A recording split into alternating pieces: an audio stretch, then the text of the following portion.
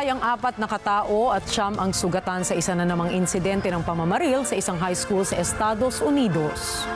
Sino po kaya ang salarin sa pagpatay sa mga biktima? Alamin natin yan sa iba pa mga detalye ng balita. Ibabahagi maya-maya.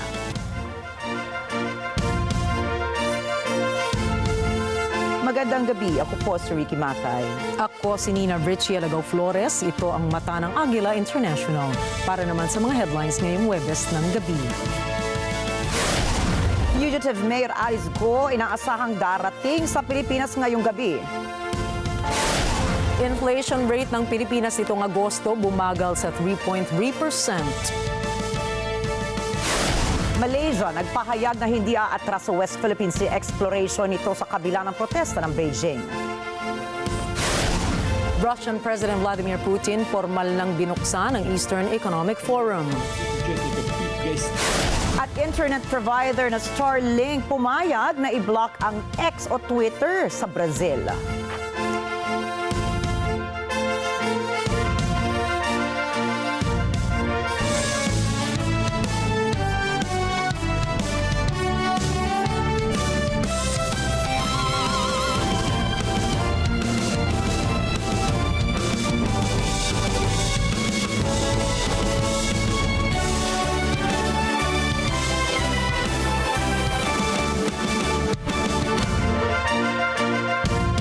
I-turnover na ng Indonesian authorities sa pamunuan ng DILG at ng Philippine National Police o PNP si dismissed Banban Mayor Alice Go. Inaasahan na darating sa Pilipinas ngayong gabi ang dating alkalde kung saan ay dadalhin ito sa PNP General Hospital sa Camp Crame para isailalim sa medical examination. Kaninang 2:30 ng madaling araw, dumating sina DILG Secretary Benher Abalos at PNP Chief General Romel Francisco Marbil sa Indonesia sakay ng private jet upang personal na sunduin ang dating alkalde. Sumalubong sa kanila ang police attaché ng PNP sa Indonesia at ilang opisyal ng Jakarta. Nakipagpulong sina Abalos at General Marbil sa mga opisyal ng Indonesian Police upang ayusin ang proseso ng pagpapauwi kay Go. Inaasahan naman na sa paglapag sa airport sa Pilipinas ng mga kinauukulan ay ihaharap sa isang press conference ang napatalsik na mayor. Well, sandali lang naman po yung physical and medical examination as a matter of procedure lang po yan. Pag tayo po ay may kinokustodiya po na tao po ay kailangan po muna natin siyang siguraduhin na maayos po yung kanyang kalagayan bago po natin siya i-turn over doon po sa opisina na meron pong jurisdiction sa kanya. Nitong Miyerkules ay naaresto ng mga tauhan ng Indonesian Police sa isang hotel sa Tangerang, Banten Province sa Indonesia makaraan ang 2 buwang pagtakas nito sa Pilipinas. Inihayag ng Poland ang suporta nito sa posisyon ng Pilipinas sa West Philippine Sea o WPS. Ito ay naganap sa pagbisita ng top official ng Poland sa Pilipinas. Sinabi ni Polish Foreign Affairs Minister Radosław Sikorski na dapat masunod ang mga arbitration sa ilalim ng United Nations Convention on the Law of the Sea o UNCLOS. Anya, mayroong solidarity ang Pilipinas ukol sa UNCLOS arbitration ruling. Paliwanag pa ng police official, magkaugnay ang seguridad ng Europa at ng Indo-Pacific. Sa taong 2025 ay uupo bilang presidente ng European Union Council ang Poland, habang sa taong 2026 ay Pilipinas naman ang mangunguna bilang chairperson o chairman ng ASEAN. Dumating si Sikorski sa Manila sa layo nitong pausarin ang kooperasyon ng Poland at Pilipinas sa iba't ibang aspetong pampolitikal at pang-ekonomiya. Unang nakipagkita ang Polish official kay Pangulong Ferdinand Marcos Jr. sa Malacanang para sa isang courtesy call. Sinundan naman ito ng bilateral meeting kasama si Foreign Affairs Secretary Enrique Manalo. Bukod po kay Secretary Manalo ay makikipagkita rin si Sikorski kay Defense Secretary Gilberto Chudtoro Jr. Pinuri ni outgoing Colombian Ambassador na si Marcela Ordóñez Fernandez ang naging dialogo ukol sa proseso ng kapayapaan sa pagitan ng Manila at Bogota. Ipinahayag ito ni Ambassador Fernandez sa kanyang farewell visit kay Pangulong Ferdinand Marcos Jr. sa Malacanang. Nagpasalamat siya sa Pangulo para sa magagandang karanasan niya sa Pilipinas at ipinahayag din ang kanyang pasasalamat kay Secretary Carlito Galvez Jr., ang Presidential Advisor on Peace, Reconciliation and Unity. Kaugnay nito, iniulat ng opisina ni Galvez ang patuloy na suporta para sa pagpapatuloy at pagpapalawak ng bilateral na kooperasyon ng Colombia at ng Pilipinas. Muling binatikos ang Chinese Embassy sa Manila ang Japanese counterpart nito kung saan inaakusahan nito na gumagawa umano ang Japan ng gulo sa South China Sea dahil sa pagdepensa nito sa Pilipinas sa soberenya ng West Philippine Sea. Sa pagkakataong ito ay kinwestiyon ng Embahada ng China ang pahayag ng Tokyo ukol sa international law. Ayon po kasi sa Chinese Embassy, ginagamit lamang daw ng Japan ang international law at ang arbitral award sa Pilipinas bilang tools of political manipulation sa issue ng WPS. Giit ng Embahada, intensyon umano ng Japan na hadlangan ng China. Dati nang nagpahayag ang Japanese Embassy sa Pilipinas na mahalaga ang issue hinggil sa WPS dahil transport route din ito na resources ng Japan. Hindi nagustuhan ng Chinese Embassy ang sinabi ng Japan at tinawag pa nitong isang kamangmangan ang pahayag ng Embahada ng Japan. Tiniyak ng Department of Agriculture o DA na sapat ang supply ng bigas kahit may dumaan pang natural na kalamidad sa bansa.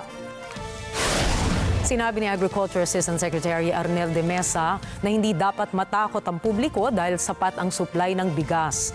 Tinukoy ng kalihim na sapat ang volume ng supply lalo na mula sa lokal na produksyon at pag-aangkat ng mga pagkain. Batay sa datos ng DA na inilabas noong August 29, nakapagtala ang ahensya ng mahigit 2.8 milyong metrikong tonelada na importasyon ng bigas mula buwan ng Enero. Kasama na rin dito ang 296,350 metric tons ng bigas na dumating nitong August lamang.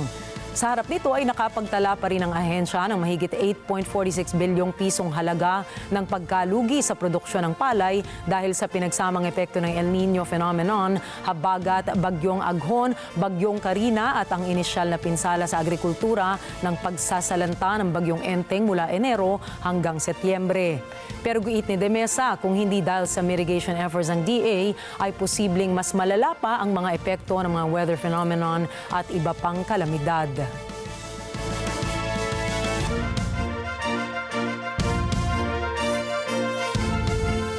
Ayon po sa Pag-asa, na-monitor nila ang dalawang posibleng bagyong maaaring pumasok sa Philippine Area of Responsibility o PAR sa susunod na 2 linggo. Sinabi ni Benison Estreha, weather specialist ng Pag-asa, na ang dalawang bagyo ay tatawaging Ferdi at Hener sa sandaling pumasok ang mga ito sa PAR.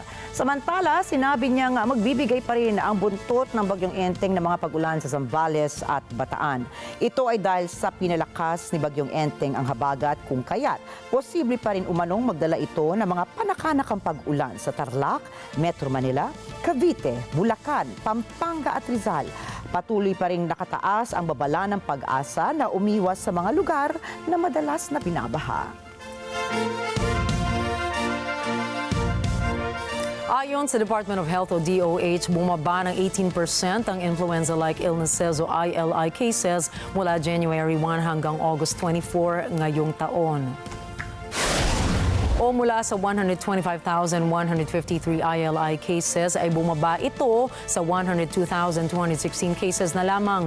Ang mga karaniwang sintomas ng influenza-like illnesses ay lagnat, ubo, sore throat, sipon, pananakit ng katawan at pananakit ng ulo. Binanggit din ng DOH na pinoproseso na nila ang pagkuha ng mga influenza vaccines, ngunit nagpayo ang ahensya sa publiko na ingatan ang kanilang kalusugan ngayong panahon ng tag-ulan. Anila, kumain ng mga masusustansyang pagkain, mag-ehersisyo, magpabakuna at ugaliing maghugas ng mga kamay upang maiwasan ang pagkakasakit. Inaprubahan ng Bicameral Conference Panel ang consolidated version ng Panukalang Archipelagic Sea Lanes or ASL Law. Ang nasabing batas sa magtatalaga ng sea lanes ng Pilipinas upang maging malinaw ito sa mga daraang sasakyang pandagat at sasakyang panghimpapawid na pagmamayari ng mga taga-ibang bansa. Ayon kay Senate Majority Leader Francis Tolentino, palalakasin at ipatutupad ng ASL law ang mga provisions ng 1982 United Nations Convention on the Law of the Sea kung kaya't lalong mapoprotektahan ang maritime domain, territorial integrity at national security ng Pilipinas. Dagdag pa ni Tolentino, ang ASL law ay isusumite sa International Maritime Organization para sa compliance ng mga taga-ibang bansa. Bumagal ang inflation rate o bilis ng pagtaas ng presyo ng mga bilihin at serbisyo sa 3.3% nitong buwan ng Agosto ayon sa datos ng Philippine Statistics Authority o PSA. Mas mababa ito kumpara sa naitalang inflation rate noong buwan ng Hulyo na 4.4%. Ayon sa PSA, mas mababa rin ito kumpara sa naitala noong 2023 sa parehong panahon na 5.3%.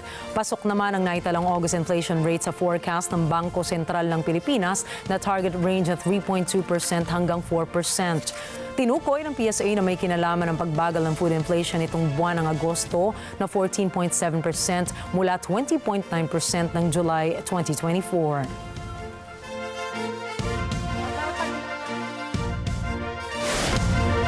Susunod, Australia at Japan binatiko sa mga delikadong aktibidad ng China sa West Philippine Sea.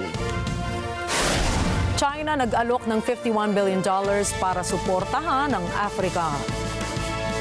At Turkey ay nagnanais na sumali sa BRICS Alliance. Mga detalye ng mga balita sa pagbabalik ng Mata ng Agila International.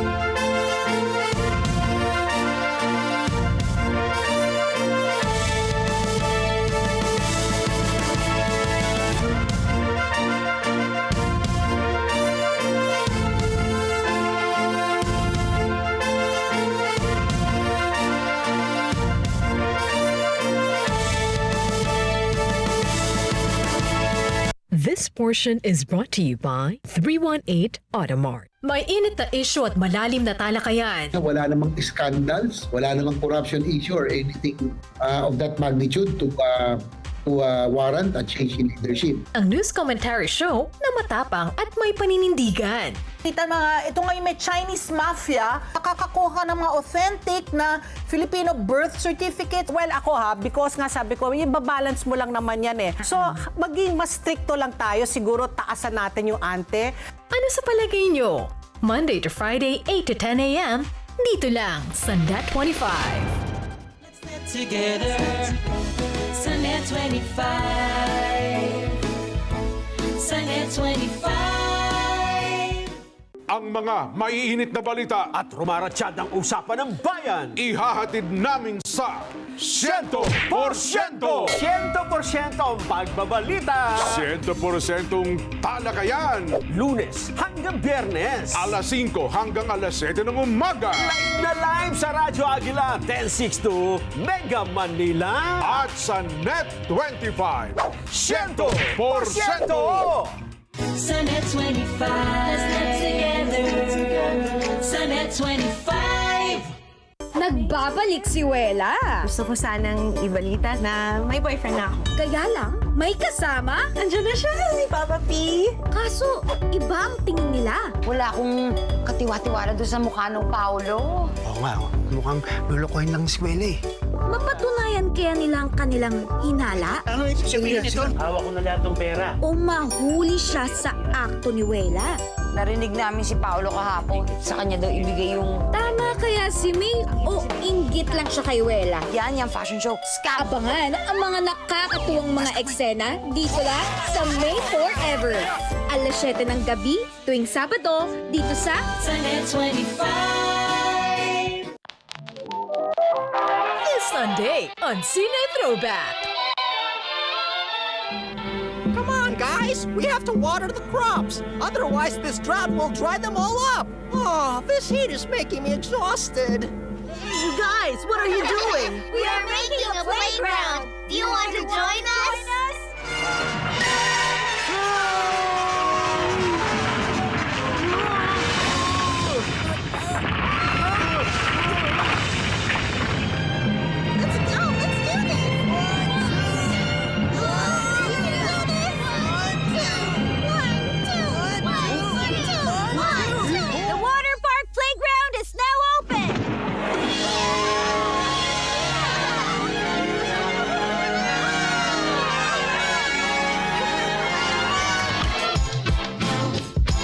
Sunday, 12 noon, here on Net 25. Let's net together. Sa Net 25. Do you want a home that's not just clean but pure? In this episode, we will discover how Agila Philippines is revolutionizing home care with their innovative products. The husband and wife team of John and Nympha Gamez, owners of Agila Philippines, will come clean about their business of deep sanitizing and purifying our air at the same time. Tune in to find out how we can breathe easier and live better. Open for business with Cesar Vallejos. Sa Net 25. This portion is brought to you by Robic Builders.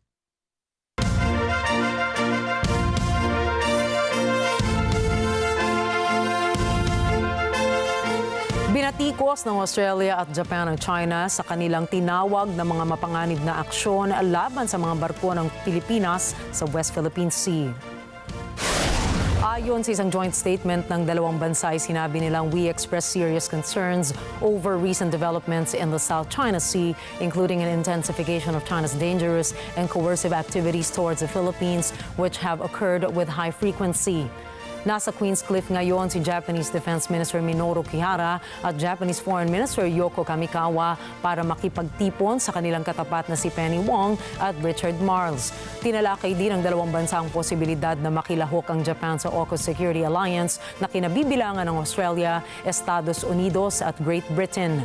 Magugunitang noong nakaraang linggo ay binangga ng Chinese vessels ang BRP Teresa Magbanwa habang nagsasagawa ng isang routine sail. Ipinahayag ni Australian Defense Minister Richard Marles ang kanilang pagsuporta sa United Nations Convention on the Laws of the Sea o UNCLOS para maiwasan ang pagtaas ng tensyon sa naturang rehiyon. We did speak about the recent incursions by the PLA into Japanese sovereign territory, and we certainly expressed our support for Japan's sovereignty in that moment. And it really underlined our shared commitment to asserting the rules-based order in the Indo-Pacific, in our neighbourhood. So much of what both of our defence forces are doing is ensuring that what we understand as the rules-based orders, concepts like freedom of navigation, the UN Convention on the Law of the Sea, but also countries' territorial integrity, are upheld and maintained. Sinabi ni Malaysian Prime Minister Anwar Ibrahim na hindi ititigil ng kanilang bansa ang oil and gas exploration sa West Philippine Sea. Sa kabila po ito ng pagsabi ng Beijing na lumalabag ang Kuala Lumpur sa teritoryo nito. Ayon kay Prime Minister Anwar, ang oil and gas exploration ng Malaysia ay nasa loob ng teritoryo nila at hindi umano naglalayong maging provokasyon laban sa China. Ang pahayag na ito ay kasunod ng pagkakalantad ng isang confidential letter mula sa Foreign Ministry ng China. Sa naturang liham, iginiit ng Beijing na ang eksplorasyon ng Malaysia sa oil at gas sa South China Sea ay lumalabag sa kanilang teritoryo. Ipinaglalaban ng China ang soberanya nito sa halos kabuuan ng pinagtatalo ng dagat kabilang ang ilang bahagi ng exclusive economic zones ng iba't ibang bansa katulad ng Pilipinas at Malaysia. Nangako si Chinese President Xi Jinping na palalakasin ng Beijing ang suporta nito sa Africa ng halos 51 bilyong dolyar na pondo at ang paglikha ng 1 milyong trabaho para sa African people. 未来3年，中国政府愿提供3600亿元人民币额度的资金支持，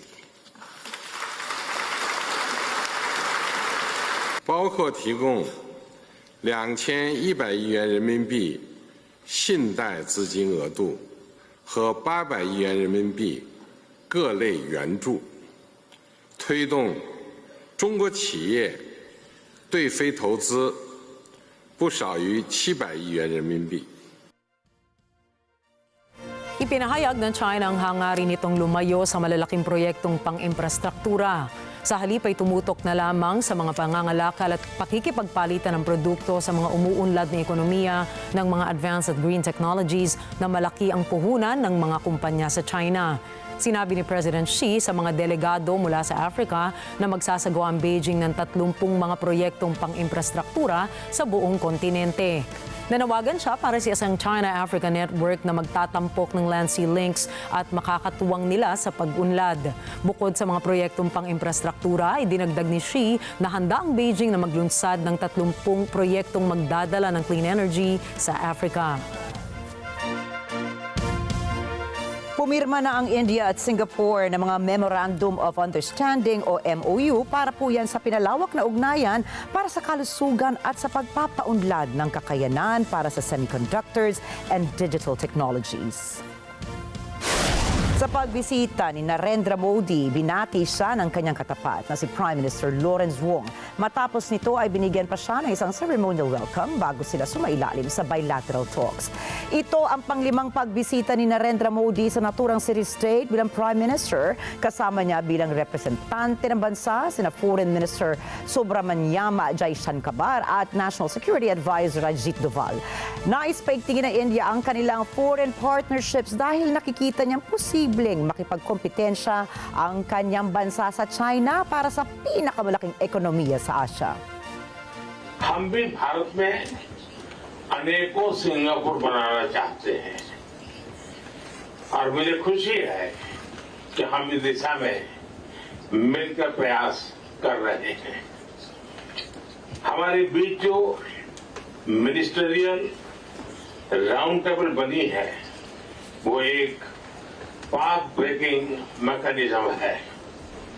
skilling, digitalization, mobility, advance manufacturing जैसे semiconductor और AI, health care, sustainability और cyber security जैसे क्षेत्रों में सहयोग की दिशा में ये इनिशिएटिव की पहचान बन गई है।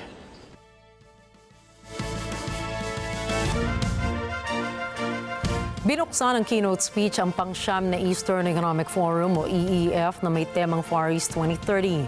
Combining strengths to create new potential na naglalayong palawakin ang ugnayan ng halos 76 na bansang nakikilahok sa naturang okasyon. Samut-saring paksa ang tinalakay ni Putin sa Vladivostok kasama na rin ang negosasyon ukol sa pagtatapos ng digmaan nila ng Ukraine sa likod ng negosasyon ng kanyang kaalyado katulad ng China, Brazil at India. Мы практически все параметры возможного мирного соглашения с представителями правительства в Киеве достигли, все эти параметры обо всем договорились. Ну, у нас мы с уважением относимся к нашим друзьям, партнерам, которые, я считаю, искренне заинтересованы в решении всех вопросов, связанных с этим конфликтом. Это прежде всего Китайская Народная Республика, Бразилия, Индия. Я постоянно в контакте с нашими коллегами по этому вопросу. И у меня нет сомнения в том, что руководители этих стран, у нас с ними доверительные отношения, искренне стремятся к тому, чтобы помочь разобраться во всех деталях этого сложного процесса, который, безусловно, я хочу это напомнить. Ang komentong ito ay bilang tugon sa pahayag ng Ukraine na hindi sila makikilahok sa direktang negosasyon kasama ang Russia, ngunit bukas sila na pakinggan ang koalisyon ng mga bansang namamagitan upang maisulong ang 10-point peace formula ni Ukrainian President Volodymyr Zelensky. Nakasama niya sa entablado sina Malaysian Prime Minister Anwar Ibrahim at Chinese Vice President Han Zheng. Pinuri naman ni Anwar ang dedikasyon ni Putin na iahon ang ekonomiya ng Russia at ang antas ng pamumuhay ng kanyang mga mamamayan. Kinumpirma rin ni Ibrahim ang intensyon ng Malaysia na makasali sa BRICS Group of Emerging Economies. Ang BRICS Alliance ay nagsimula noong 2009 upang palalimin ang ugnayan ng Russia, China, India at Brazil na ngayon sinasamahan na rin ng Iran, Egypt, South Africa, Ethiopia at United Arab Emirates. Formal na ring naghain ang intensyon ng Malaysia at Azerbaijan. At bantay sarado na nga po ang isang private aviation hangar para sa pagbabalik ni dismissed Banban Mayor Alice Ko galing Indonesia.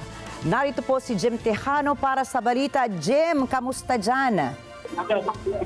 Yes, Rikki, magandang gabi nga. Hanggang sa mga oras na ito ay patuloy tayong nakatabay dito sa gagawing pagbabalik bansa nitong si dismissed Bambantarlac Mayor Alice Guo. Sa kabila nito, bantay sarado naman yung seguridad itong buong paligid ng isang pribadong hangar company dito sa Pasay City. Kung saan ay inaasahan dito, dediretsyong dadalhin si Guo para isailalim sa medical evaluation at booking procedure bago ito iharap sa media. Sa pinakahuling ulat mula ng private plane o chartered flight RPC-6188, ito nga sina dismissed Bamban Mayor Alice Guo, kasama sina DILG Secretary Benhur Abalos at PNP Chief Police General Romel Marbil. Pasado alas 9 naman ngayong gabi nang nakaalis sa Indonesia Airport itong sinakyan nilang jet at posibleng lumapag sa bansa bandang 1:30 mamayang madaling araw. Samantala, Rikki, dumating na din dito sa private aviation company ang magsisilbing convoy ni Guo kung saan 2 coaster ang nakatakdang gamitin at ilang escort mula sa Philippine National Police patungong Krame kung saan dito nga pansamantalang ididitine si Guo maging ang medical team at CIDG nasa loob na ng compound nitong private aviation company. At yan muna ang pinaka-latest na kaganapan dito sa Pasay City. Balik sa'yo, Rikki. Jim, oo, no? Sa dami-dami nagbabantay sarado nga dyan sa aviation na yan. Sino na ba yung nababaltaan mo, mga personalidad o ahensya na kasama sa pagbabantay sarado umano? Sa ngayon, Rikki, blanco pa tayo sa ganyang impormasyon pero sinisigurado natin na ang seguridad ay ang nandito ay ang Philippine National o ilang mga tauhan ng PNP na nakabantay nga rito sa sinasabing paglalapagan ng eroplano nitong sila Guo kasama yung ilang opisyal ng PNP at ng DILG. At Jim, medyo na-delay yung pagdating ni Guo. Meron bang binigay na dahilan kung bakit nagkaroon ng delay ang paglapag niya dito sa Pilipinas? Oo, kanina nga ay doon sa pinakahuling ulat na nakuha natin mula doon sa ating informant ay medyo nagkaroon ng delay doon sa pagpapabalik dito sa bansa itong si Guo dahil nga merong pang pinoproseso o may mga pinoproseso pa doon sa Indonesia bago ito tuluyang mapakawalan doon sa bansang Indonesia. At base nga doon sa informasyon natin nakalap ay halos bandang alas 9 na, pasado alas 9 na nakalipad ito nga sinasakay nilang aeroplano. Okay. Maraming salamat sa iyo, Jim. Maabangan namin ang ibang mga updates dito lamang sa Net25. Mag-ingat ka, Jim. Jim Tejano po, nag-uulatan live mula sa Pasay City. Sa iba pang balita, nanawagan si Turkish President Recep Tayyip Erdogan para sa pagpapatibay ng ugnayan sa pagitan ng Turkiye at Egypt matapos ang pag-uusap nito kay Egyptian President Abdel Fattah el-Sisi sa Ankara. Nakipagpulong si el-Sisi kay Erdogan sa Ankara, kabisera ng Turkiye nito Miyerkules bilang tanda ng unti-unting pagbuhay ng nanlalamig na relasyon sa pagitan ng dalawang bansa. Sinabi ni President Erdogan na muling pinagtibay ng dalawang bansa ang kanilang hangaring paunlarin ang relasyon sa lahat ng aspeto. Kabilang na po rito ang kalakalan, depensa, kalusugan, energy at mga usaping pangkalikasan. Samantala, sinabi ni el-Sisi na matagumpay ang kanyang pagbisita at nagpapakita ng pagtaas ng level ng komunikasyon sa pagitan ng dalawang bansa nitong mga nakaraang taon. Tinalakay din ng dalawang lider ang digmaan sa Gaza na nakatuon sa paghahanap ng mga solusyon para maisaayos ang paghahatid ng tulong pang-humanitarian. Samantala, ang mga ministro mula sa parehong bansa ay lumagda ng ilang mga kasunduan at karamihan ay mga pangkalakalan bago ang mga pahayag ng mga lider. Itinuturong nila ang pagpupulong na ito bilang simula ng isang bagong yugto sa ugnayan ng Turkiye at Egypt. Turkiye pa rin kinumpirma ng isang mataas na opisyal ang ulat na nais ng Turkiye na sumali sa BRICS. Iniulat ng isang news agency ng Ankara ay opisyal lang nag-apply na sumali sa BRICS ilang buwan na ang nakakaraan. Ayon kay Ömer Çelik, tagapagsalita ni Turkish President Recep Tayyip Erdogan, ilang beses nang sinabi ni Erdogan na hangad ng Turkiye na maging miyembro ng bloc. Gayunpaman, hindi niya kinumpirma ang ulat ng isang opisyal na aplikasyon ng bansa sa BRICS. Ang alyansang BRICS ay itinatag noong 2006 ng Brazil, Russia, India at China na sinundan ng pagsali ng South Africa noong 2010. Kamakailan nagkaroon ito ng malaking pagpapalawak at ngayon ay kinabibilangan na rin ng Iran, Egypt, Ethiopia at United Arab Emirates. Inaasahang tatalakayin ng BRICS ang pagtanggap ng mga bagong miyembro sa isang pulong sa Russia sa susunod na buwan. Patay Namatay ang 35 katao matapos ang pag-atake ng puwersang Israeli sa Gaza ngayong Martes habang nakikipaglaban sa Hamas. Ayon sa Palestinian Civil Emergency Service, kabilang sa mga napatay ang 4 na babae sa lungsod ng Rafah at 8 katao naman malapit sa isang ospital sa Gaza. Isang airstrike ng Israel din ang pumatay sa 9 na Palestinian sa loob ng isang bahay malapit sa Omar Al-Mokhtar Street sa gitnang bahagi ng lungsod. Isa pang strike ang tumama malapit sa isang kolehiyo sa isang hilagang suburb ng lungsod. Sinabi ng militar ng Israel na ang strike ay nakatarget sa mga militante ng Hamas na nagpapatakbo mula sa isang command center na pinaniniwala ang nasa ilalim ng gusali ng paaralan.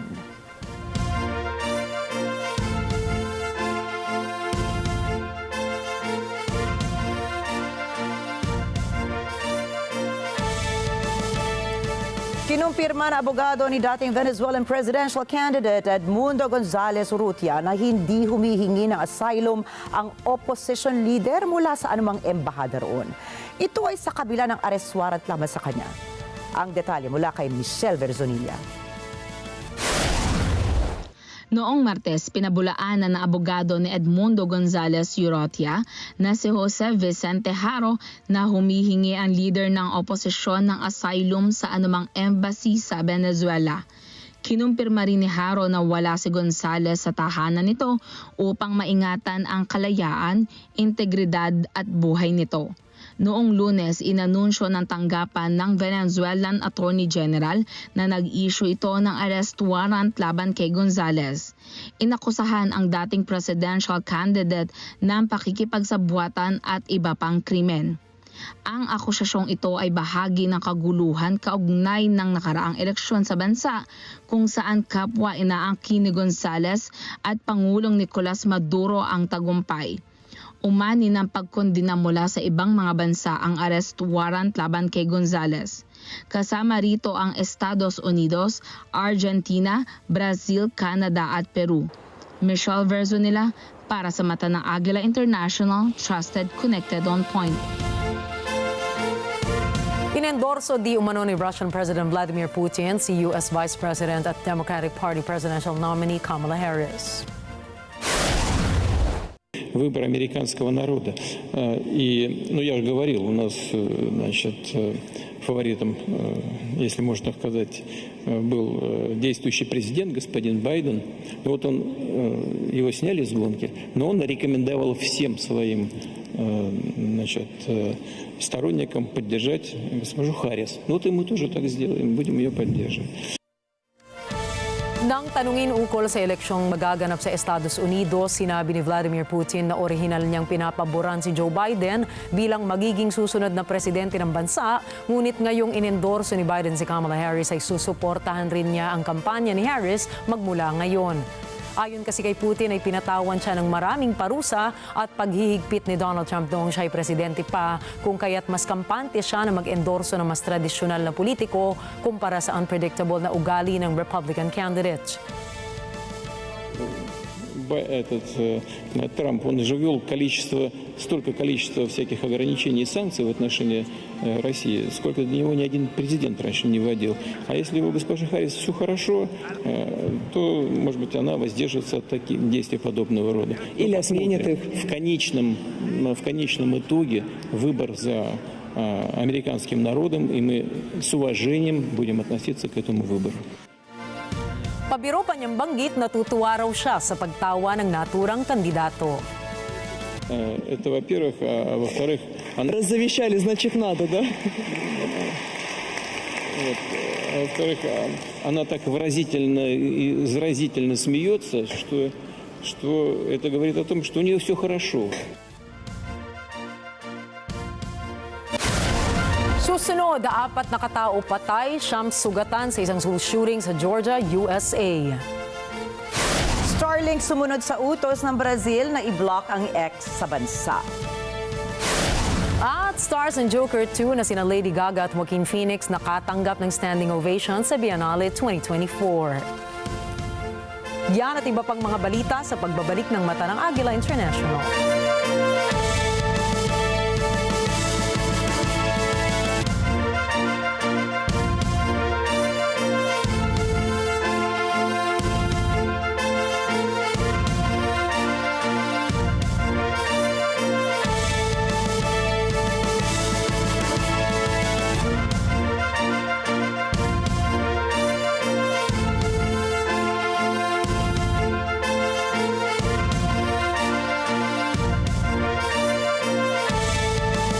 This portion is brought to you by North Luzon Express Terminal.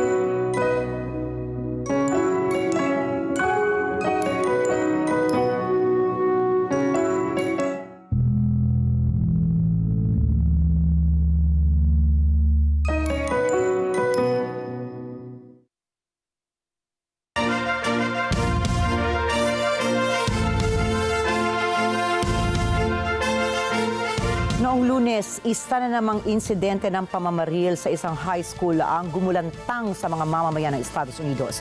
4 ang patay at 7 sugatan dahil sa nakagugulat na insidente. Mula po sa Atlanta, Georgia, narito ang report ni Philip Toledo.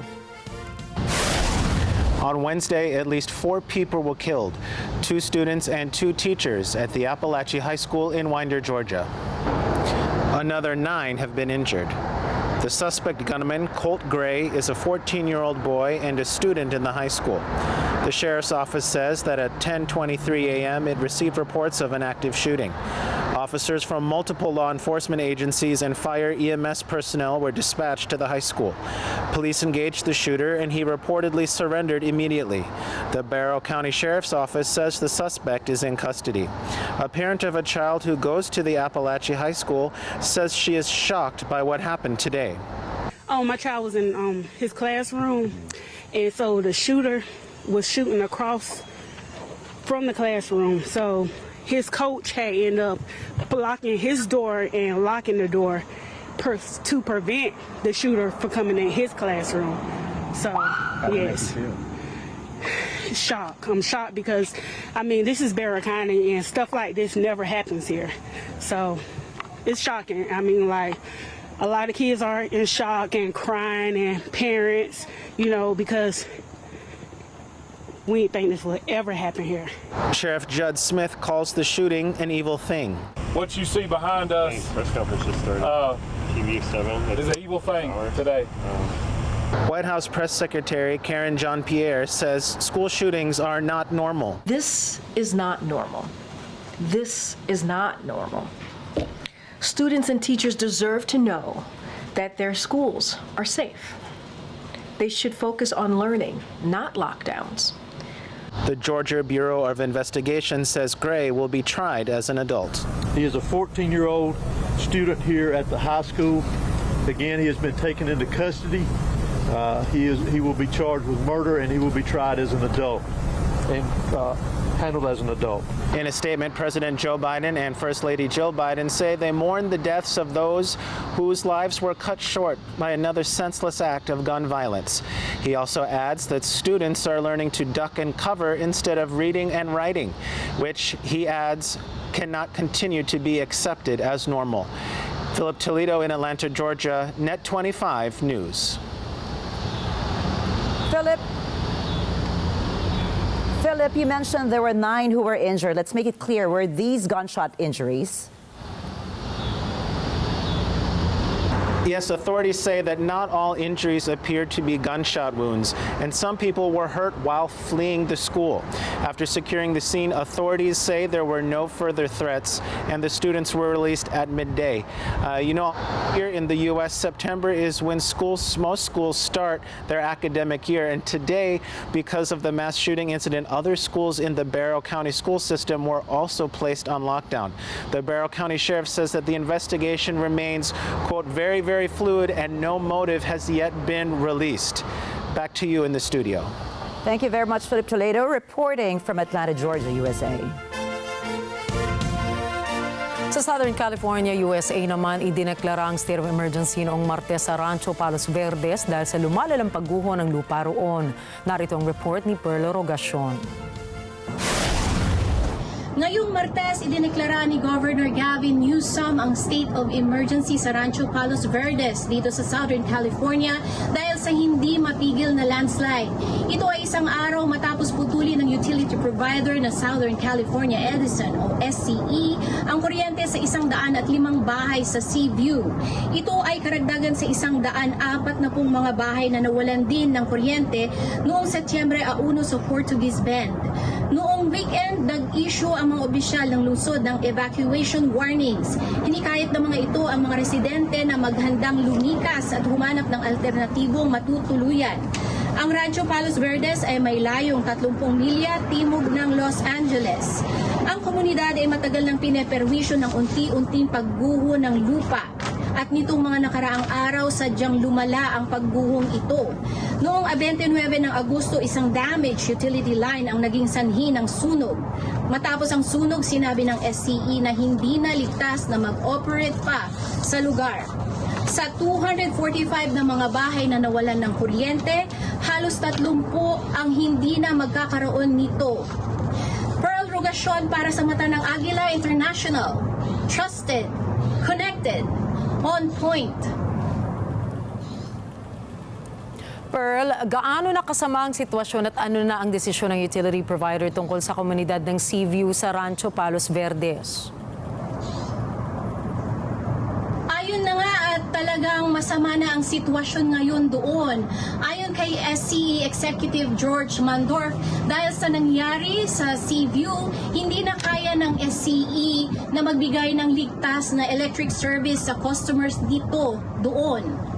Katulad ito na nangyari na sa Portuguese Bend. Sinabi rin ni Mandorf na dahil sa labis na pagguho ng lupa doon, hindi na kaya ng kumpanya na dumisenyo ng isang kahit anong sistema para serbisyohan ng ligtas ang komunidad doon. Thank you, Pearl Rogasyon mula California, USA. Balik naman po tayo ngayon kay Jim Tejano na nag-aabang sa Villamor Air Base para sa pagdating ni dismissed Bamban Tarlac Mayor Alice Go. Jim. Yes, Rikki, nagbabalik na tayo sa mga oras ito. Ay patuloy pa rin tayong nakaantabay dito sa may isang compound o isang private aviation company dito sa Pasay City. At sa isang pahayag nagpaalala sa publiko si Senator Risa Hontiveros sa publiko na hindi sikat na celebrity itong si dismissed Bamban Alice Go, kundi isang pugante at naharap sa mga patong-patong na kaso. Isa na dito yung human trafficking. May mga kumakalat kasi sa social media na ilang larawan na nagpa-picture pa itong sina SILG Benhur Abalos at PNP Police General Romel Marbil na tila masaya pa sigo na makita ang dalawang opisyal. Samantala, kinukonsidera ng National Intelligence Coordination Agency o NICA na national security concern si dismissed Mayor Alice Go, lalo na't sangkot umano si Go sa iba't ibang kasong kriminal na dawit sa iba't ibang mga unlawful activities at dagdag pa nga rito yung questionable niyang Filipino citizenship. Sa kanilang nakuhang impormasyon noon pang August 18 lumabas ng Pilipinas itong si Go. Ayon naman kay NICA Legal Officer Rowena Acodili, patuloy silang nakikipag-ugnayan sa iba't ibang intelligence agencies hinggil kay Go. At Rikki, inaantabayanan nga ng lahat ang pangarap ni dating Bamban Tarlac Mayor Alice Go sa Senate hearing ngayong Biyernes para linawin niya ang lahat kung talaga bang kasabwat siya o may kinalaman siya doon sa Pogo Hub sa Bamban Tarlac. At sa hearing ng Justice and Human Rights Panel sa Senado, sinabi ni Senator Risa Hontiveros na bagamat maraming kaso ang kinakaharap ang dating alkalde, isang senador sa nagpalabas ng warrant of arrest laban sa kanya. Paliwanag naman ni Hontiveros, nagpalabas ng warrant of arrest ang Senado nitong July dahil sa kabiguan ni Go at mga kasamahan nito na dumalo sa mga pagdinig kaugnay ng investigasyon sa kanilang pagkakasangkot sa Pogo. Rikki, bukod dito ay naharap din si Go sa kasong paglabag sa human trafficking at yun ay nabanggit na natin kanina maging sa kasong money laundering. At sa mga oras na ito, gaya na nabanggit natin kanina, patuloy tayo nakantabay sa labas ng compound ng isang private company o private aviation company dito sa Pasay City kasama ang ilang mamahayag sa mga oras na ito. Rikki? Jim, oo, no, Sinina ito, hindi ito si Rikki Mathay. Ang tanong ko sa iyo, since na-delay ang flight ni Alice Go, ang kanyang pagdating sa Pilipinas, may mababago ba sa kanyang itinerary? Oo nga't diretso siya sa isang medical examination, hindi ba ako nagkakamali? Sa susunod, anong magiging susunod na mga hakbang matapos yon? Bilang darating siya, halos 2:00 na ng madaling araw, ano? Yes, tama ka dyan. Pasado 1:30 nga mamayang madaling araw ang lapag. Inaasahang lalapag ang eroplano nitong sinakyan nila dismissed Bambana Tarlac Alice Go kasama sina Police General Marbil maging si SILG Benhur Abalos dito sa isang private aviation company sa Pasay City. At wala pa rin naman tayong nakukuhang panibagong update ukol doon sa magiging proseso, pero patuloy pa rin tayo nakamonitor sa mga oras na ito. Maraming salamat sa iyong pag-antabay, Jim Tejano, live mula sa Pasay City. Sa iba pang balita, noong Martes nakataas ang alerto sa kabisera ng Bolivia dahil po yan sa masamang kalidad ng hangin na dula ng mga sunog doon. Narito ang balita mula kay Emi Capili-Taroha. Dahil sa mga sunog sa Bolivia at sa Brazilian Amazon, binabalot ngayon ng makapal na usok ang ilang mga rehiyon doon. Ayon sa mga ulat, umabot na sa 188/300 ang kalidad ng hangin sa La Paz. Ito ay nasa kategoryang napakasama. Nosotros estamos respirando un aire con deficiencia de oxígeno. ¿Qué quiere decir? Nuestro aire que nosotros respiramos normalmente es 21 de oxígeno por porcentaje. Ese porcentaje está disminuyendo porque se ha introducido estos otros contaminantes, este material particulado, se ha introducido el monóxido de carbono, tenemos humo. Ayon naman sa Ministry of Defense, bit-bit ng hangin at usok ang mga masasamang elemento papasok sa bansa. Dagdag pa nito, 20 bayan na ang may fire hotspots. Samantalang 14 dito ay nasa departamento ng Santa Cruz. Es el calentamiento global, pero también son las acciones nuestras, porque es muy fácil echar la culpa siempre a otros de lo que nos está pasando. Aquí estamos con que en los últimos 20 años, solo en el departamento de Santa Cruz, se han deforestado alrededor de 8 millones de hectáreas. ¿Sí? El 2019 se quemó una superficie solo en la Chiquitanía de 5 millones de hectáreas. Y a veces hablar de millones no tenemos una idea cabal de qué significa. Bueno, 5 millones de hectáreas es la superficie de Costa Rica. Eso se quemó el 2019 solo en la región de Santa Cruz. Bahagi ng mga sunog ay dala ng tinatawag na slash and burn, isang agricultural technique na ginagamit upang hawiin ang mga damo sa lupa upang sakahin. Emi Capili-Taroha para sa mata ng Agila International, trusted, connected, on point.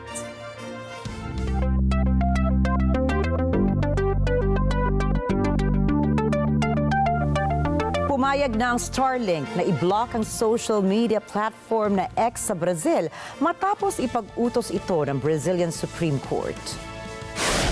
Sa pahayag ng Starlink, sinabi nitong susunod ito sa court order ni Justice Alexandre de Moraes kahit na na-freeze ang asset ng kumpanya sa naturang bansa.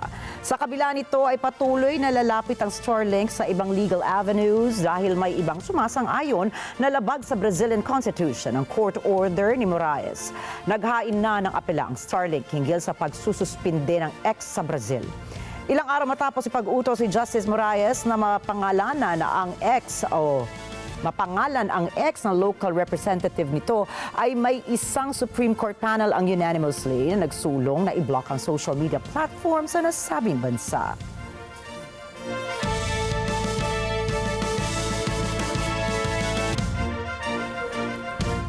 Sa ibang balita, namataan sa Pilipinas ang kamanghamanghang asteroid o bulalakaw nitong Huwebes ng umaga. Ayon sa Catalina Sky Survey, tinatawag ito na Asteroid 2024 RW1. Namataan ang bulalakaw sa Cagayan Province mga dakong 12:39 ng madaling araw. Ayon sa European Space Agency, ito ang pangsyam na asteroid na naitalang bumagsak sa mundo. Saad ng ahensya, tinatayang nasa 1 metro ang laki nito.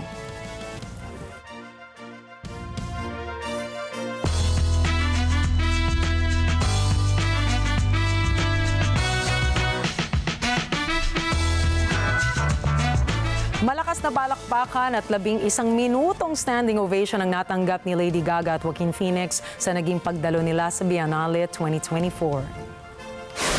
Pinagbibidahan ng dalawang pelikulang Joker, Folie à Deux na nakatakdang ilabas sa mga sinehan sa October 4. Bago ang premiere ng pelikula sa event ay maagang nagpakita si Phoenix sa red carpet kung saan ay nagpakuha siya ng litrato kasama ang mga fans. Kasunod nito ay ang pagdating naman ni Lady Gaga na agad namang pinagkaguluhan ng mga paparazzi dahil sa elegante nitong outfit. Dagdag pa rito ay nagbigay rin siya ng autograph sa mga fans habang ito ay pababa mula sa balcony seat. Bukod sa dalawa ay kasama rin na dumalo sa premiere ang mga bigating personalidad na gaya ni na CAA, CEO Brian Lord at Warner Brothers Picture CEO Mike De Luca. Samantala, ang Joker Folie à Deux ay palabas na karugtong ng pelikulang Joker na inilabas naman noong 2019 na humakot ng 11 nominasyon sa Oscars. Nakatakdang ilabas ngayong taon ang kanya-kanyang solo documentary ng dalawa sa mga miyembro ng BTS na sina RM at Jungkook. Pinamagatang RM Right People, Wrong Place na mula sa direksyon ni Lee Seok-jun ang dokumentaryo ni RM na una pong ilalabas sa Busan International Film Event sa October. Naglalaman ang documentary ng mga clips at mga kwento sa naging pagbuo ng kanyang second solo album na Right Place, Wrong Person. May papakita rin dito ang buhay niya bilang leader ng BTS at bilang solo artist kasama na ang personal niyang estilo sa pagkanta. Bukod sa kanya ay maglalabas din si Jungkook na solo documentary na may pamagat na I Am Still na ilalabas naman sa September 18. Iikot naman ang dokumentaryo ni Jungkook sa 8 buwan na pangyayari sa buhay niya, pati na rin ang sikreto sa likod ng iconic song niya na 7 featuring Lado. Samantala, patuloy pa rin sa ginagawang military service ang iba pang miyembro ng BTS, habang ang miyembro na si Jin naman ay nauna namang natapos nitong June 12.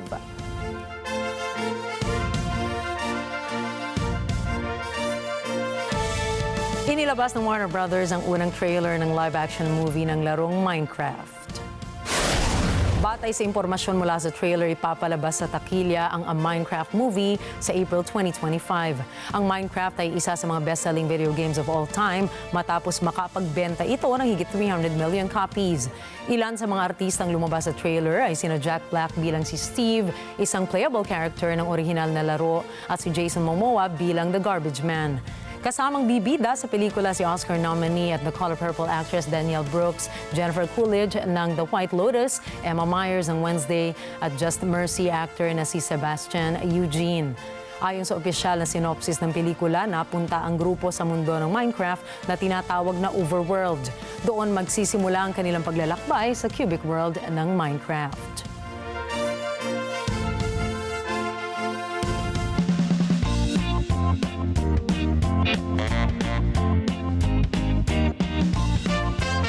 Binisita ni Britain Queen Camilla ang mga tauhan at pasyente ng Dyson Cancer Center sa UK upang kamustahin ang lagay ng mga ito. Agad na pinuri ni Queen Camilla ang malugod na pagtanggap sa kanya ng mga tauhan sa pasilidad, pati na rin ng mga pasyente na mula naman sa kanilang mga kwarto. Sinabi rin niya sa kanyang speech sa pagbubukas ng cancer treatment facility na nasa maayos ng lagay ngayon si King Charles. Kasunod ito ng pagpapahinga at pagtanggap ng hari ng cancer treatment bago ito tuluyang magbalik sa serbisyo. Bukod rito, ang bagong bukas na center ay may mga pasilidad para sa oncology, chemotherapy at radiotherapy. Dagdag pa rito ang nasa 22 bed inpatient ward at mga research labs na kayang tumanggap ng higit sa 300 tao kada araw. Inanunsyo ngayon ng Oasis ang 2 araw na karagdagang petsa para sa kailang comeback tour sa Britain and Ireland. Mabilis na naubos ang tickets para sa concert ng grupo dahil sa matinding pagnanais ng mga fans na makapanood matapos ng 15 taong paghihintay. Inilabas ng grupo ang kanilang debut album na Definitely Maybe noong taong 1994, habang noong 2000 naman o 2009 naman ay napagdesisyonan ng mga miyembro na maghiwa-hiwalay na landas.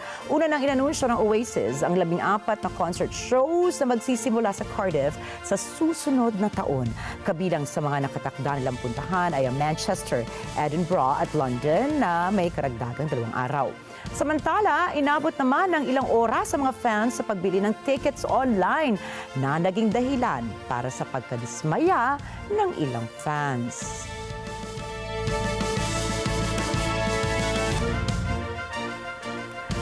At tandaan po, narito kami para maghatid ng balita sa anumang dako ng mundo. Muli, ako po si Rikki Mathay.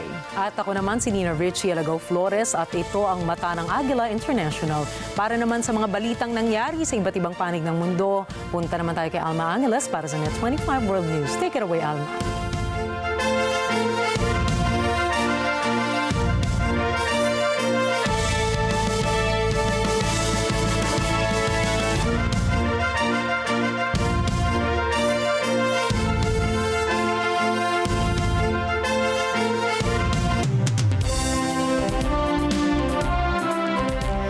Thank you, Nina and Rikki. Good evening, everyone. I'm Alma, bringing you the top stories on Net 25 World News. On tonight's headlines. A chilling incident unfolded at Apalachee High School in Winder, Georgia, where a 14-year-old student opened fire. Net 25's Georgia correspondent Philip Toledo has the latest details. In Germany, a suspect involved in a shooting near the Nazi History Museum in Munich was killed after a shootout with police. The news starts now.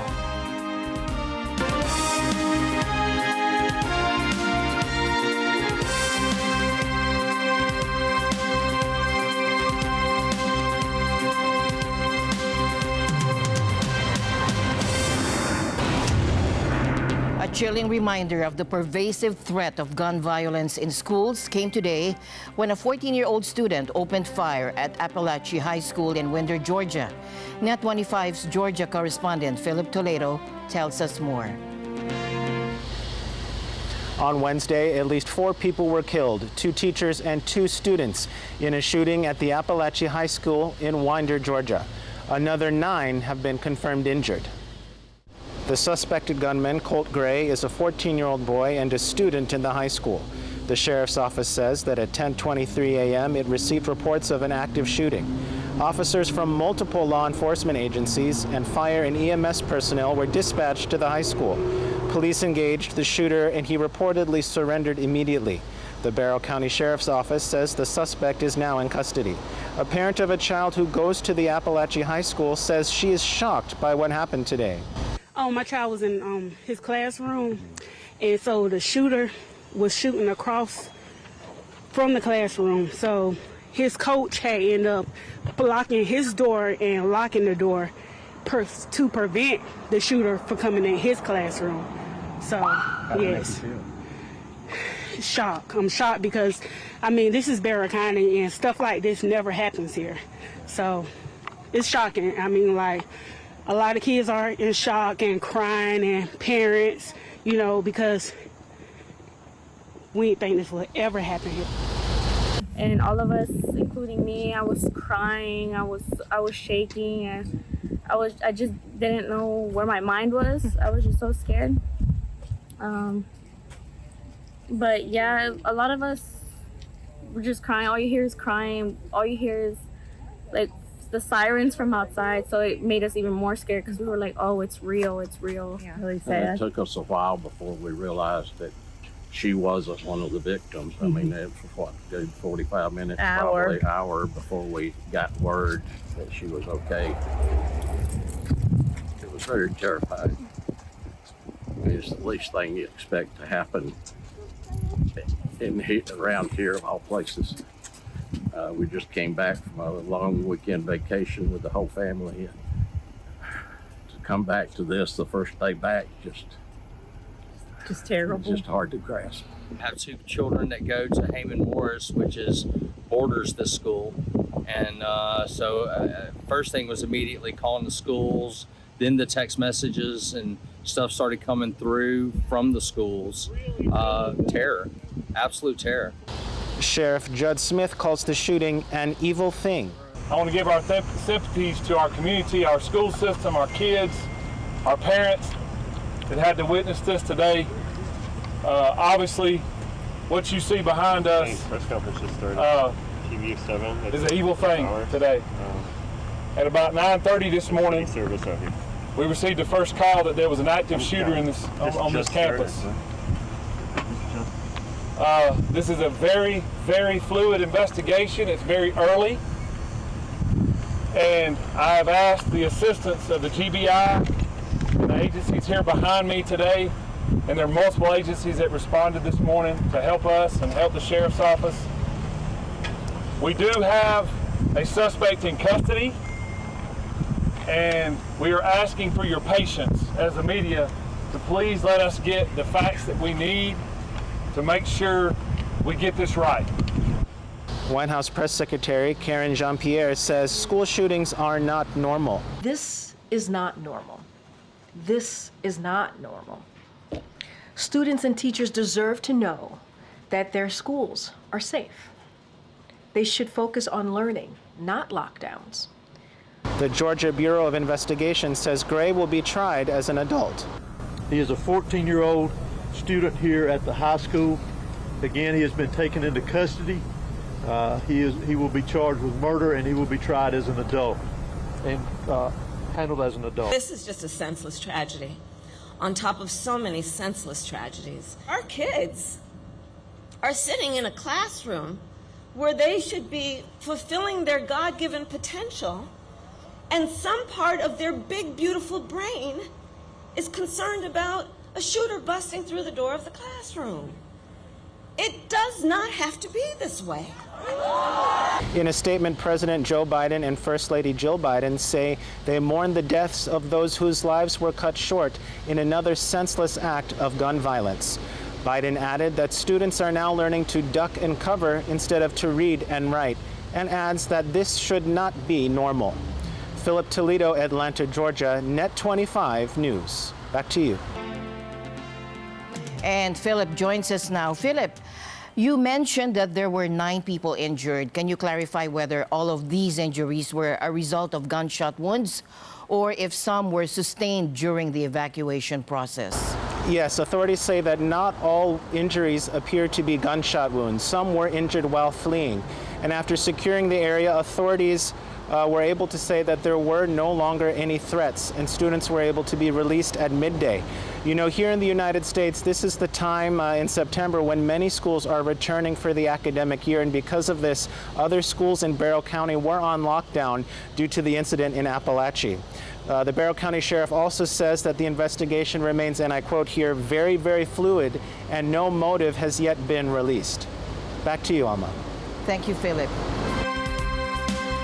A suspect involved in a shooting near the Nazi History Museum in Munich was killed after exchanging fire with police, according to the Bavarian State Interior Ministry, confirming this today. The incident took place in the vicinity of the Israeli consulate and the museum, which focuses on Germany's Nazi regime from 1933 to 1945, located in Munich's Max-Vorstadt neighborhood. Now, German police reported that they opened fire after spotting a person who appeared to be armed near the museum and consulate. The suspect was wounded and later died at the scene. Authorities confirmed there were no signs of additional suspects or related incidents. We initially had 5 colleagues on site here who were involved in the exchange of fire. We are currently on site with a large number of officers to continue handling the situation. We have no information that there were any other people involved. We are still working on a vehicle here, where we are of course deploying the appropriate special forces. We are talking about several shots fired by both the suspect and police colleagues. The shooting occurred on the anniversary of the 1972 Munich Olympics attack, during which 11 Israeli athletes were killed by Palestinian gunmen. Munich police launched a large-scale operation urging the public to avoid the area. A helicopter was deployed to assist in monitoring the situation. Further details about the incident remain unclear at this time. To the Middle East now, Israeli Prime Minister Benjamin Netanyahu is standing firm against calls for a ceasefire agreement that would secure the release of hostages still held in Gaza. In a press conference earlier today, Netanyahu emphasized that any deal must allow Israel to retain control of the Philadelphia corridor, a strategic stretch of land along the Gaza-Egypt border. Now, speaking in English to the international media, Netanyahu argued that withdrawing from the corridor would enable Hamas to rearm, a stance that has become a major obstacle in negotiations. I'm telling you that if we relieve the pressure, if we get out of the Philadelphia corridor, we're not going to get the hostages back. Certainly, we're going to condemn a lot of them to stay there. We could get a few out. They'll give us that. But they'll leave a lot with them. We won't have the pressure point, and something else will happen. We will not be able to come back. So we won't release all the hostages, and we won't achieve the defenses that we must have to prevent more October 7th again and again and again. Now, Netanyahu outlined Israel's 3 key objectives. We're committed to achieving our goals. All 3 goals. Destroying Hamas's military and governing capabilities, releasing all our hostages, and ensuring that Gaza does not become a threat to Israel anymore. And all these require standing firm on the things that will ensure the achievement of these goals. And all 3 of those goals, all 3 of them, go through Israel's control of the Philadelphia corridor. During the press conference, Netanyahu also expressed regret over the hostages already lost. Yesterday I visited in Ashkelon the family of one of the hostages murdered in cold blood. A day earlier, I spoke to several of the families of these murdered hostages. It tears your heart out. I said to them that I'm sorry. I apologize that we didn't get them out. We worked so hard to get them.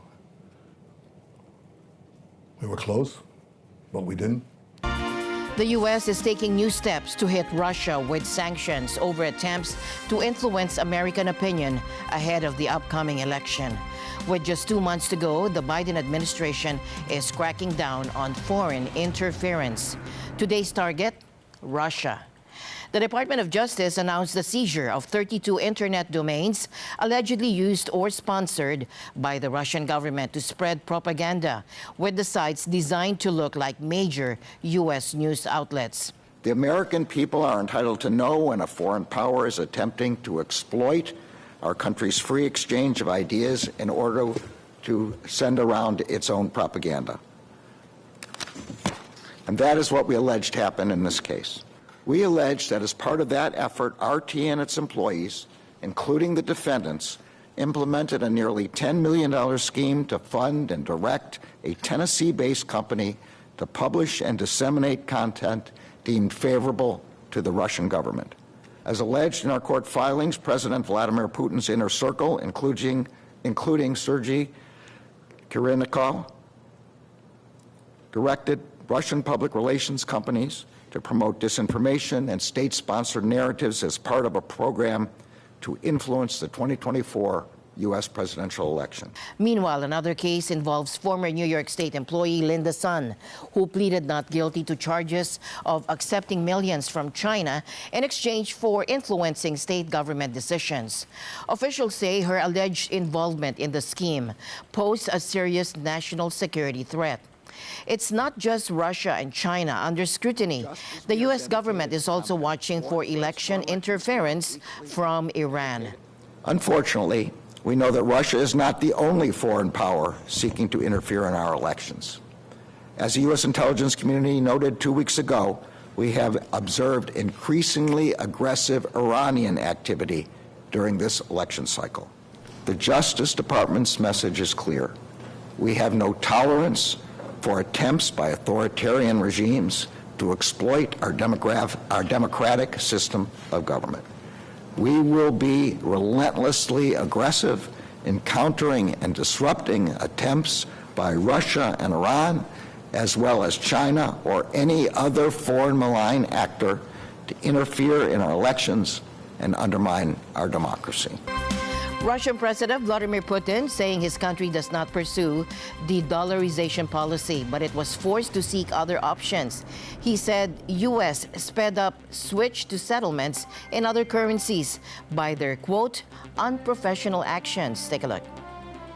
We are not conducting the policy of de-dollarization. We continue to conduct settlements in dollars. We were kicked out from dollar settlements. But this is not the main point. The main point is that the currency of any particular country reflects the economic power of the country. And the bigger the economy, the more partners it has, the more popular is the currency for trade settlements. So using currencies for settlements depends on the development of the economy. After the Second World War, the United States used the opportunity of the results of the Second World War in the world economy, conducting the Marshall Plan, creating one global Bretton Woods system, which had been reconstructed and have created a single world currency, the dollar. Now, the Russian President Vladimir Putin also stated that Ukraine's recent incursion into Russia's western Kursk region hasn't only failed to halt the Russian advance in Donbas, but has also weakened Ukraine's defenses along the front line, thereby aiding Moscow's forces. Speaking at the Eastern Economic Forum in Vladivostok, Putin reported that Russian troops are successfully pushing Ukrainian soldiers out of Kursk. He also noted that this region was the site of the largest foreign attack on Russia since World War II. The goal of the enemy was to force us getting jittery and moving the troops from one sector of the front to another and stop our advance at the key front areas in Donbas, first of all. And the advancement in these areas is our ultimate goal. Did they succeed? Nope, they didn't manage to succeed. Our armed forces stabilized the situation and started forcing the enemy out. And the second, which is most important, no actions to contain our advance took place. More than that, relocating their large and well-trained reserves, the enemy got weaker at the key fibers, and our troops accelerated our offensive, and we gained a lot of territory. Now, Russian President Vladimir Putin also revealed today that Russia, which previously favored Joe Biden in the U.S. presidential race, now supports Kamala Harris over Donald Trump. Earlier this year, before Biden exited the race, President Putin had expressed a preference for Biden, describing him as a more predictable, old-school politician compared to Trump.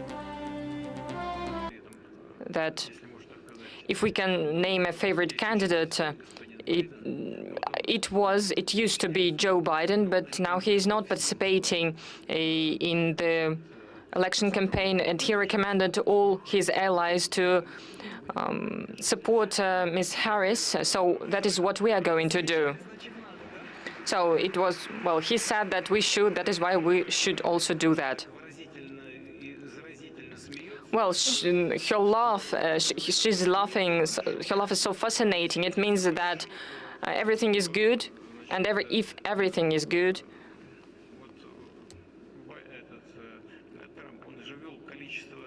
it means that, for instance, if we're speaking about Joe Biden, there are so many sanctions against Russia introduced, and if everything is good with Ms. Harris, maybe she'll refrain herself from such measures, or maybe she'll change them. So in the end, it will be the choice of the U.S. people, and we will respect this choice. In other news tonight, foreign and defense ministers from Japan and Australia are meeting in Melbourne to discuss strengthening their security cooperation. And this comes amid growing concerns over China's increasing military activity in the region. Japan's Foreign Minister Kamikawa Yoko and Defense Minister Kihara Minoru are engaged in 2+2 talks with their Australian counterparts, Penny Wong and Richard Marles. Both countries have emphasized the importance of their partnership in ensuring a free and open Indo-Pacific. Today we have agreed to enhance our air engagement with greater people-to-people links, more training, greater exercises between our two air forces. This really began last year when Japan sent F-35s to the Northern Territory, which then accompanied Australian F-35s, which went back to Japan to participate in Exercise Bushido Guardian. And we look forward to increased cooperation between our air forces. And we have agreed to explore ways in which the Japanese Amphibious Rapid Deployment Brigade can participate in the US Marine rotations which occur in Darwin every year. This is a really huge opportunity. We did speak about the recent incursions by the PLA into Japanese sovereign territory, and we certainly expressed our support for Japan's sovereignty in that moment, and it really underlined our shared commitment to asserting the rules-based order in the Indo-Pacific, in our neighbourhood. So much of what both of our defence forces are doing is ensuring that what we understand as the rules-based orders, concepts like freedom of navigation, the UN Convention on the Law of the Sea, but also countries' territorial integrity, are upheld and maintained. 日豪がインド太平洋地域情勢につきまして戦略認識を深く共有しているということを確認をいたしました。特に東シナ海および南シナ海におきます力による一方的な現状変更の試みに強く反対するとともに台湾海峡の平和と安定の重要性で一致をいたしました。厳しさを増しているインド太平洋のこの地域における安全保障環境の中にありまして日豪の安全保障協力を新たな次元に引き上げるべく不断に取り組んでいくということは地域全体の平和と安定にとりましても非常に重要であるこうした確信をしているところであります。Super Typhoon Yagi, strengthened by warmer oceans due to climate change, is barreling towards southern China. The storm, which has already devastated parts of the Philippines, is expected to make landfall along Hainan's coast. Authorities in Guangdong and Hainan provinces have raised typhoon alerts to the highest level, shutting schools, postponing flights, and suspending train and boat operations. Hong Kong and Macau have also implemented precautionary measures, including issuing typhoon signals and closing businesses. As Yagi approaches, heavy rains and strong winds are expected to impact the region. The storm's projected path poses a significant threat to coastal areas, and authorities are urging residents to take necessary precautions. And the news continues here on Net 25 World News. We'll be right back. Stay tuned.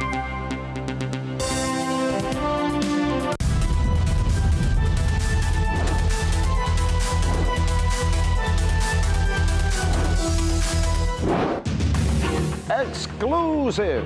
Mga apektadong residente ng quarrying operation sa Bataan nagparesponde. Naulit na naman yung pagpapasabog, kaya naalarma kami. Talagang yumanig.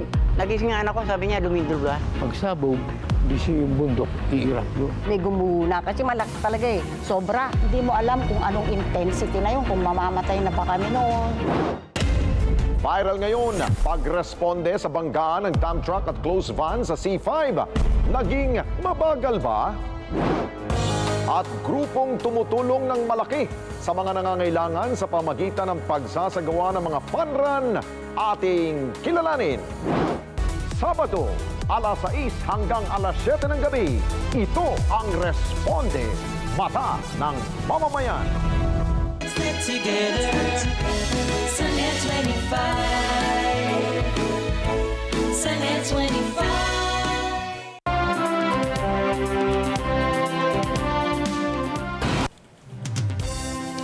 Wondering what's happening with Elon Musk's satellite internet company Starlink and Brazil's ban on the social media platform? Well, it seems there's been a major twist. Just a few days ago, Starlink was refusing to comply with the Brazilian court's order to block X. But now they've done a complete about-face. So what caused this change of heart? It's all tied up in a legal battle with Brazilian authorities over fines owed by X. Starlink has been fighting back, criticizing the government's actions and even taking legal steps. However, they've recently hit a snag. It seems they've missed a crucial deadline, which could complicate their efforts to overturn a freeze order on their accounts. Good news, the Philippine Statistics Authority reports that the increase in the prices of goods and services, also known as inflation, slowed down to 3.3% in August. Now, this is even better than expected. The Bangko Sentral ng Pilipinas originally predicted inflation to be between 3.2 to 4%. And this slowdown means the average cost of living is rising at a slower pace compared to last year. In August 2023, inflation was much higher at 5.3%. Now, what caused the slowdown? The PSA says it's mainly due to slower price increases for food and non-alcoholic beverages, which rose 3.9% in August compared to a steeper 6.4% increase in July. Now, transportation costs also helped bring down inflation with a slight annual decrease of 0.2% in August. So how are things different in some areas?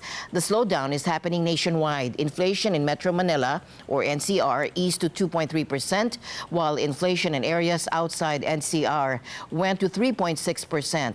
Both figures are lower compared to August 2023. Now, overall, this is positive news for Filipino consumers. It means your money goes a little further as prices rise at a slower rate. Is President Joe Biden about to block Nippon Steel's takeover of U.S. Steel? Now, according to sources from Reuters, a decision could come as soon as this week. Now, this development follows rising bipartisan opposition to the $14.9 billion deal, which has become a heated issue in the U.S. presidential race. Could Biden's move be driven by national security concerns, and what impact could it have on U.S. Steels and its workers? The company has warned that halting the takeover could risk thousands of jobs and lead to facility closures. The news caused U.S. Steel shares to plummet by 17.5% on Wednesday, while Nippon Steel shares initially dropped but later recovered. The U.S. Steel headquartered in Pennsylvania, a key battleground state, the decision could sway voter sentiment. Both Democratic candidate Kamala Harris and Republican candidate Donald Trump have publicly opposed the deal, promising to protect American steel. U.S. Steel is an historic American company, and it is vital for our nation to maintain strong American steel companies. And I couldn't agree more with President Biden. U.S. Steel should remain American-owned and American-operated. Upon taking office, I will invoke the Defense Production Act wherever it's necessary to very quickly ramp up capacity of essential products. And I will stop Japan from buying United States steel. We have a foreign country that wants to purchase one of our greatest, if you go back 70 years, our greatest country, our greatest company by far was United States Steel Corporation. That was the big deal. As for Biden, his administration has remained tight-lipped. Will national security concerns outweigh economic risks? And how will this decision play out on the global stage, especially with Japan, a close ally of the U.S.? Only time will tell, but the stakes are high. Finally, in our news, a rare celestial event lit up the Philippine night sky early this morning. A small asteroid measuring just about a meter wide streaked across the heavens, creating a dazzling fireball that was seen and captured by lucky viewers in the northern part of the country. The European Space Agency, or ESA, confirmed that the asteroid, the ninth of its kind to be spotted before impact, entered Earth's atmosphere near Luzon Island. It harmlessly burned up, leaving behind a spectacular light show. Now, eyewitnesses in Tuguegarao described the fireball as a bright, fiery streak that illuminated the night sky. It was a truly awe-inspiring sight that caught many people by surprise. NASA had actually predicted this event, forecasting that a small asteroid would make a harmless atmospheric entry near the Philippines.